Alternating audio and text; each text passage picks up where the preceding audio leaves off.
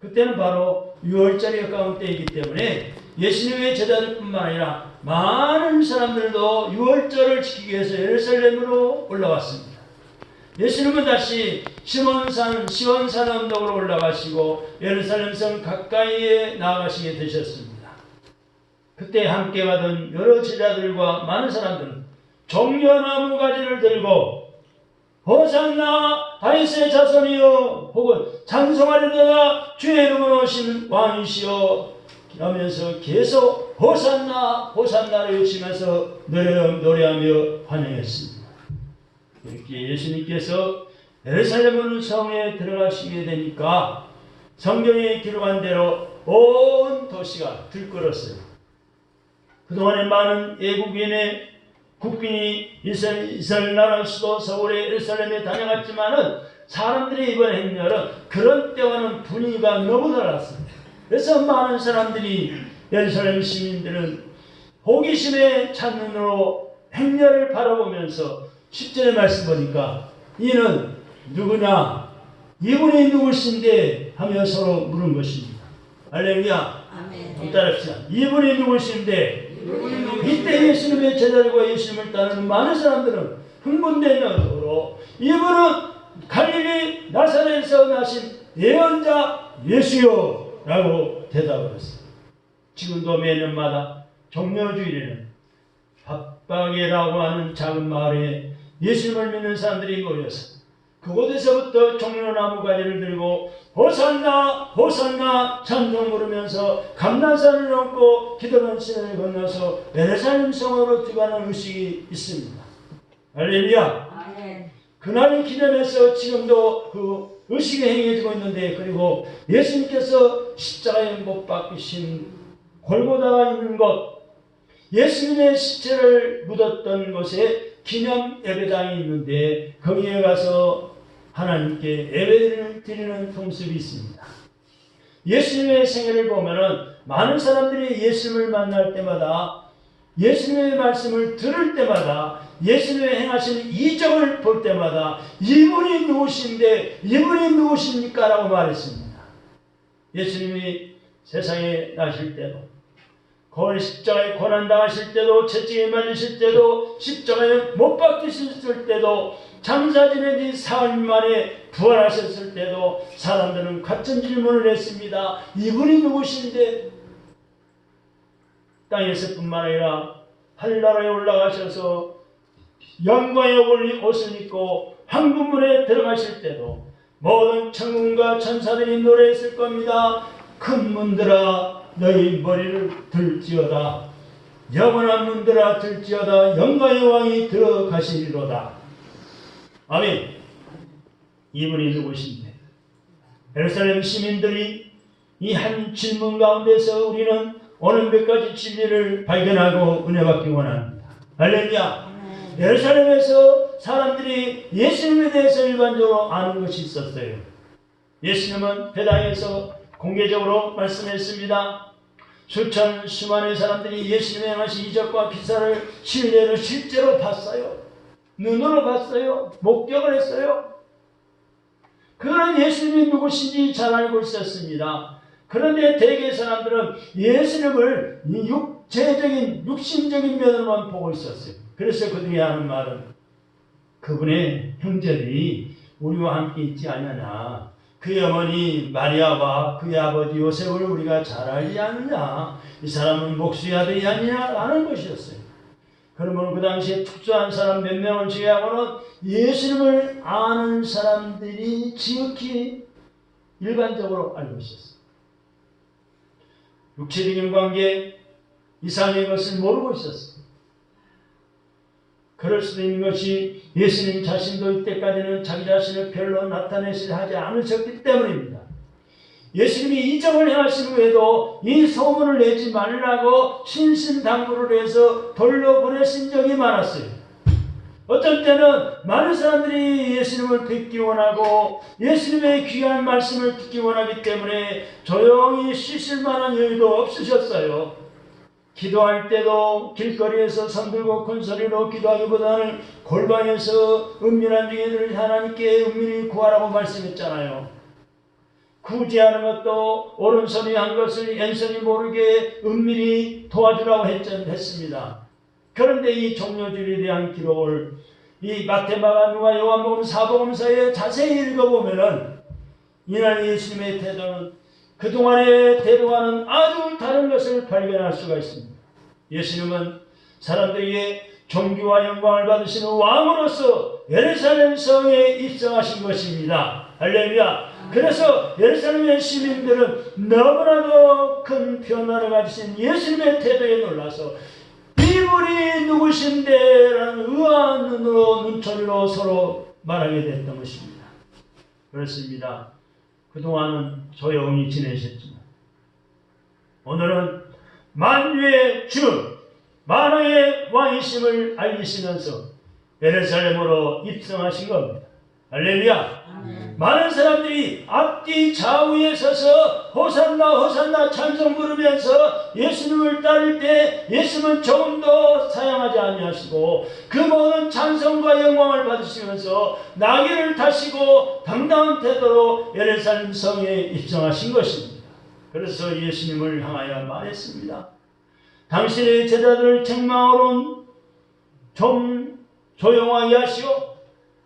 당신 제자를 좀 책망에 좀 조용하게 하시고 이거 너무 소란스럽지 않소?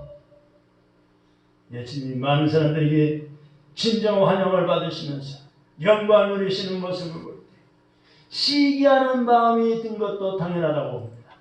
그래서 이때 예수님께서 대답하신 말씀이 있어요.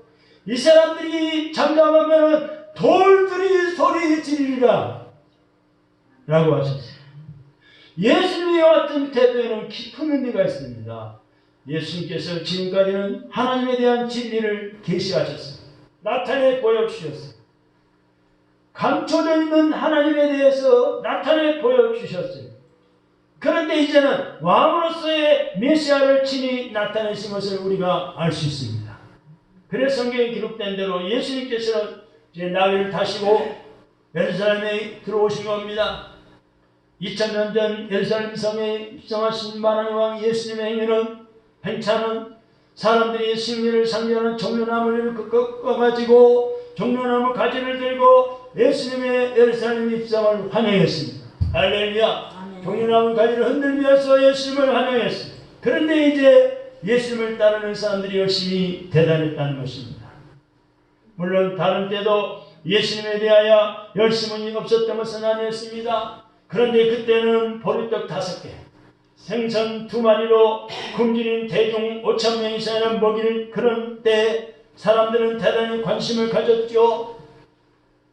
그러니까 예수님에 대한 그들의 열심은 배불리 먹었기 때문에 열심히 있었던 거예요. 육신의 양식을 주기 때문에. 그런데 지금은 경우가 달라요. 떡이나 생선을 배부르게 먹어서가 아니라 중심으로부터 왕으로 오신 메시아를 환영하는 겁니다. 그래서 주님이 앉으실 나귀 등에 자기들이 입었던 옷을 벗어서 깔아드렸습니다.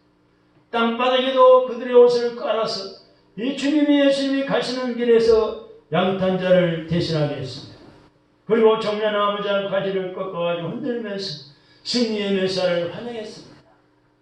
예수님과 군중은 혼연일체가 되었어요. 우리는 여기서 참된 교회의 한 모습을 찾아볼 수 있습니다. 참된 교회는 예수 그리스도에게 감동되어서 하나로 뭉친 무리입니다. 할렐루야. 여러분, 가정도 식구들이 하나가 되어야 되고 회사의 직원들도 사장 중심으로 하나가 되어야 돼. 나라도 대통령 중심으로 하나가 되어야 돼. 교회도 예수님을 중심으로 예수님이 은혜에 감동되어 하나로 뭉친 교회가 참된 교회요. 자기가 가지고 있는 것을 주님이 원하신다면, 예수님이 원하시는 것이라면 아낌없이 드리는 것입니다. 초대교회가 바로 그랬습니다. 초대교회 성도들이 바로 그랬습니다. 성령을 충만히 받은 성도들은 예수 그리스도에게 감동되어서 유무상통했습니다. 서로 나누고 서로 기쁨을 나누고 물질을 나누고 유무상통했습니다. 그래서 세상 사람들이 두려워하는 교회가 되었고 구원받은 심령이 날마다 더해가게 됐습니다. 할렐루야. 세상 사람들은 말했습니다. 당신 이분이 누구신데 그렇게 사람들이 따르고 그분을 위해서라면 아까운 것 없이 다 바칩니까? 그렇습니다. 이것이 교회의 참 모습. 우리 승진교회에서도 이런 모습들이 항상 많아져야 합니다. 우리 교회에 나와서 은혜받고 성령 충만해지고 임하소서 생수같은 성령, 불같은 성령의 바람같은 성령에 임하소서 성령 충만해지고 예수님을 뜨겁게 사랑하게 되고 성도들이 서로서로 사랑하는 좋은 소문이 나고 있는 것에 대해서 감사하시기 바랍니다. 할렐루야. 그런 교회가 되도록 기도하시기 바랍니다. 우리가 이렇게 중심으로 주님을 따를 때 아름다운 모습을 보게 됩니다. 아름다운 교회의 모습을 보게 되는 거예요. 예수님을 환영하는 이 사람들은 단순하고 평범하고 소박했어요.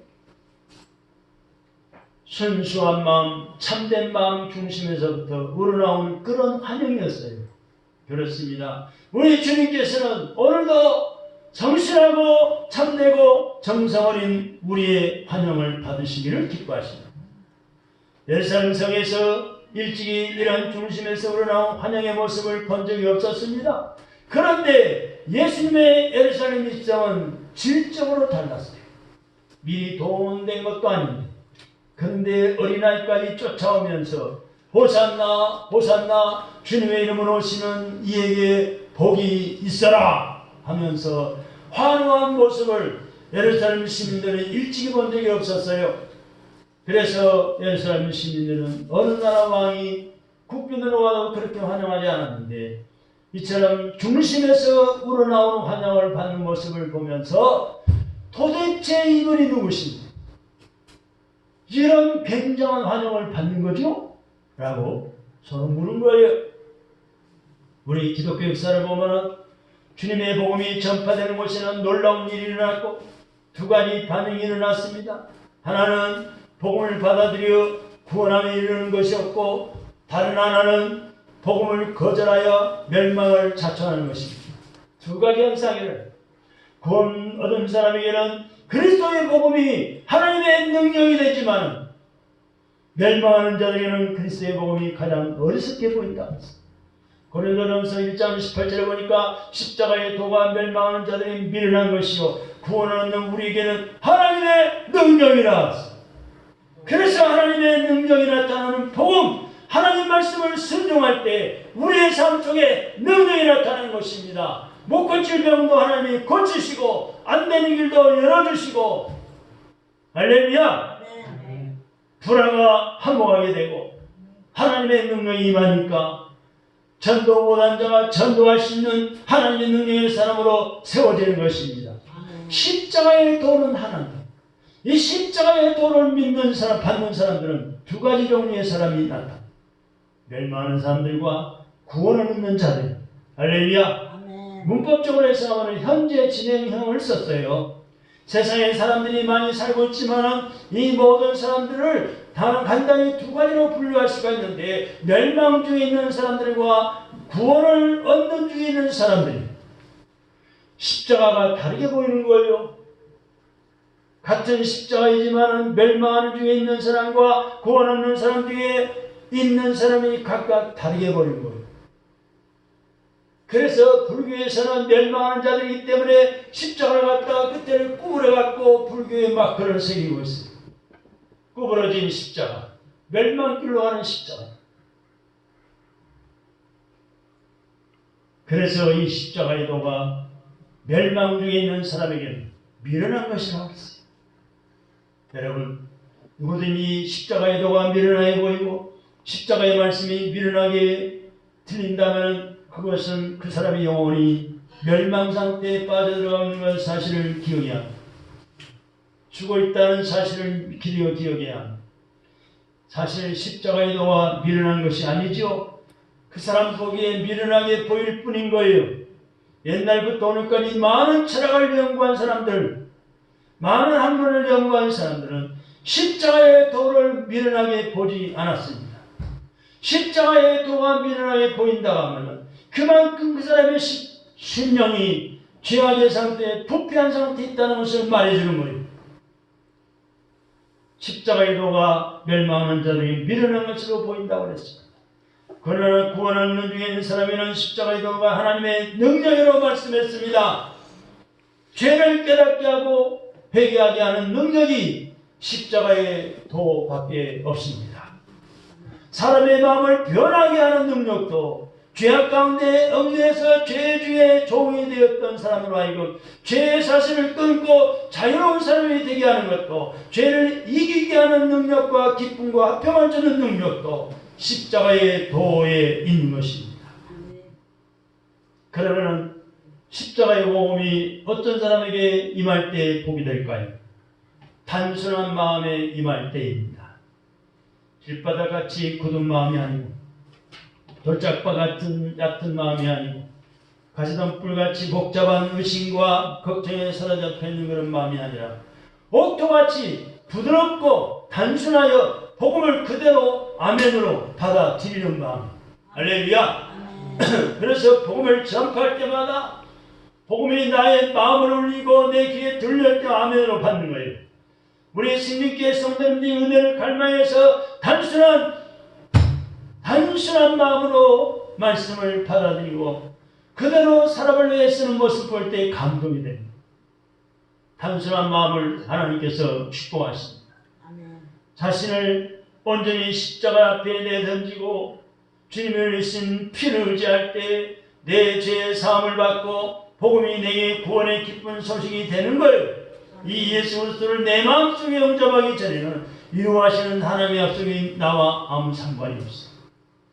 주님의 팔에 나 자신을 온전히 맡기기 전에는 능력으로 충만히 채워주시는 하나님의 역사가 시작되지 않습니다. 그러나 예수 그리스도를 내 마음속에 영접하면, 모셔드리면 그가 나를 모든 악에서 건져주시고 죄에서 자유케 하십니다. 나를 모든 악에서 건져주시고 죄에서 자유케 하시며 절망과 사망에서 건져주시는 이분이 누구십니까? 나의 삶을 이처럼 변화시켜 주시는 분이 누굽니까? 나에게 고통 속에서도 기쁨을 안겨주시고 환난 속에서도 평안을 누리게 하시고 실패한 가운데서도 새로운 용기를 주시는 이분이 누구십니까? 하나님의 아들 예수 그리스도이십니다. 할렐루야. 이분이 누구십니까? 하늘 영광 보좌를 버리시고 우리를 죄에서 구원하시기 위해서 인간이 되어 오셨고 사람들과 같이 되셨고 우리 인간을 이해하시고 인간인 나를 위해서 일하시다가 인간을 구속하기 위해서 십자가를 대신 지시려고 예루살렘에 입성하시는 예수님 우리 구주이십니다. 이분이 누구십니까? 낭이 타시고 입성하시는 이분은 평강의 왕이시고 만왕의 왕이십니다. 이 종료주일은 만왕의 왕 되신 예수 그리스도를 영접하는 날이에요. 할렐루야. 나 개인이 만왕의 왕 되신 예수님 영접함으로 마음의 평화를 누리십시다. 우리 가정이 이 만왕의 왕 예수님을 영접하여 온 식구가 주님이 우리 가정을 다스리게 하십시다. 예수를 믿으면서도 왜 평화가 없이 사는 그런 분들이 있을까요? 평화의 왕 예수님을 왕으로 모시지 못해서 그런 겁니다. 왕으로 모시면 왕의 지배를 받아야 합니다. 주님을 왕으로 모시고 주님의 통치 아래 있으면 그 나라 그 어디나 어디서 살든지 하늘나라입니다. 빈들이나 조망이나 궁궐이나 그 어디나 하늘나라. 할렐루야. 우리나라 사람들이 다 예수 그리스도를 다 영접해가지고 예수 그리스도께서 우리 나라를 다스리신다면 어떻게 될까요? 불안과 공포와 부정과 부패, 투기, 온갖 추악한 것으로 물들어 있는 우리 대한민국이 놀랍게 변화될 것입니다. 의로운 나라, 깨끗한 도시, 아름다운 도시, 평화의 나라가 될 것입니다. 우리나라가 각 방면으로 개혁을 시도하고 있지만 잘해보겠다고 애를 쓰지만 내 생각대로 되지 않고 자국만 무성합니다. 왜 그럴까요? 세상 말로 의식이 바뀌어야 되는데 어떻게 의식이 바뀌겠습니까? 길은 오직 하나, 예수 그리스도 정신으로 새로워져요. 누구든지 그리스도 안에 있으면 새로운 피조물이라 이전 것은 지나갔으니 보라 새 옷이 되었도다. 아멘. 초대교회 처음 교회가 세워졌을 때 성령님에서 성령님의 지배를 받으니까 사람들이 새로워지고 도시가 뒤집어졌어요. 먼저 믿는 우리가 새로워지면 온 서울시가 들끓으면서 이분이 누구신데, 당신 그분 믿지, 그분이 누구신데 라고 사람들이 물을 겁니다. 지금 정부도 국민도 갈피를 못 잡고 방황하고 있습니다. 이제 우리가 온전히 변화하면은 사람들 눈을 크게 뜨고 이분이 누구신지, 이렇게 사람들이 달라지지 않은가 라고 할 것입니다. 이때야말로 우리 모두가 일어나서 예수님을 진정으로 모실 때입니다. 그래야만이 우리가 살고 나라가 사는 거예요. 우리 가정이 사는 거예요. 내가 살아야 가정이 살고 나라가 사는 거예요. 우리가 금년에도 오늘부터 고난주간을 맞이하지만 고난은 편자하고 찾아오신 하나님의 축복입니다. 아멘. 한번 따라합시다. 고난은 변장하고 찾아오신 하나님의 축복입니다. 하나님의 축복입니다. 고난 후에는 인내로 믿음으로 기도하며 잘 견디면 하나님의 축복이 많아요.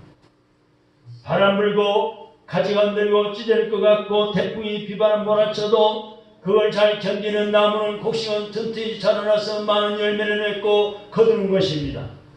고난이 왔을 때 더 기도하고 말씀 붙잡고 순종하고 믿음으로 인내하며 신앙생활하면 그 다음에는 하나님 인정하시고 축복하시는 겁니다.